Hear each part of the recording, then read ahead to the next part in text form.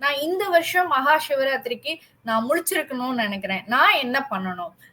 எந்த மாதிரியான விஷயங்கள வந்து நான் கடைபிடிக்கணும் அப்டின்னா, அவங்களுக்கு நீங்க என்ன சொல்வீங்க? ஓகே. ஸோ ஒரு அதாவது இப்ப 26த் நைட்ல இருந்து மகா சிவராத்திரி ஸ்டார்ட் ஆகுதுன்னா, 26த் ஈவினிங் வந்து ஒரு 6 மணிக்கெல்லாம் உங்களோட டின்னர் முடிச்சிருங்க. ஸோ ஒரு ம். 6, 6:30க்கு ஒரு லைட்டா ஒரு டின்னர், ஒரு பருப்பு சாதமோ, இல்ல வந்து ஒரு ரசம், இல்லன்னா நீங்க ஃப்ரூட்ஸ் கூட நீங்க எடுத்துக்கலாம்.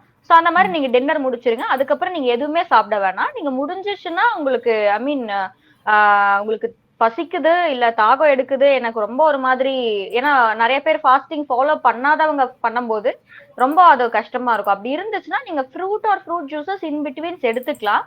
பட் நீங்க தண்ணி மட்டுமே எடுத்துக்கிட்டு இருந்தீங்கன்னா, கொஞ்சம் இன்னுமே பவர்ஃபுல்லா இருக்கும். ஸோ நெறைய பேர் ட்ரை ஃபாஸ்டிங் கூட இருப்பாங்க. ஸோ ம். கிரியா யோகம் பண்றவங்க, இல்ல வாசி யோகம் பண்றவங்க, ஸோ யோக மார்க்கத்துல இருக்கிறவங்க ட்ரை ஃபாஸ்டிங் இருக்கும்போது இன்னுமே ரொம்ப பவர்ஃபுல்லா இருக்கும். ஸோ ஒரு 6:00, 6:30க்கு நீங்க டின்னர் முடிச்சுட்டு, ஒரு லைட் கலர் கிளாத்ஸ் வந்து வியர் பண்ணிக்கோங்க. அதாவது ம். ஒயிட் இல்ல வந்து லைட் ப்ளூ, லைட் கிரீன் அந்த மாதிரி ஏதோ ஒரு லைட் கலர் கிளாத்ஸ் வியர் பண்ணிட்டு குளிச்சுக்கோங்க. ஸோ ம். நைட்டு ஒரு 9:00 அந்த மாதிரி நல்லா கல்லுப்பும், கோமயமும் போட்டு நல்லா குளிச்சிட்டீங்கன்னா, உங்களோட ஆரா சக்ராஸ் எல்லாம் வந்து நல்லா ம். கிளென்ஸ் ஆயிடும். அதுல எவ்ளோ நெகட்டிவ் எனர்ஜிஸ் வந்து அக்யூமுலேட் ஆயிருந்தா கூட நல்லா கிளென்ஸ் ஆகும். கல்லுப்பு ஜஸ்ட் ஒரு கை எடுத்து பக்கெட்ல போட்டு நீங்க குளிச்சுக்கலாம்.